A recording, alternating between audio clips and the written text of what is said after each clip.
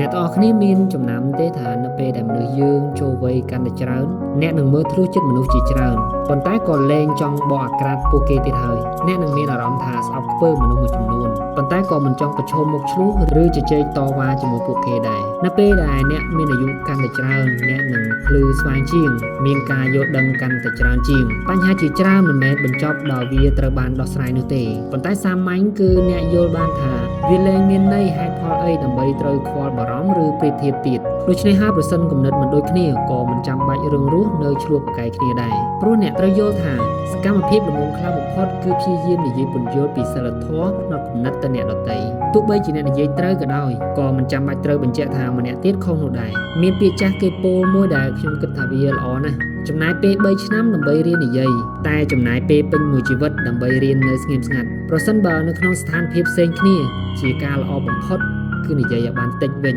ប្រសិនបើការយកឃើញខុសគ្នាក៏គួរកុំជជែកតវ៉ាឆ្លោះគ្នាដែរទស្សនៈជីវិតខុសគ្នាការខំប្រឹងបញ្យល់ទាំងអស់ក៏គ្រាន់តែជាការខ្ជះខ្ជាយកម្លាំងនិងពេលវេលាប៉ុណ្ណោះ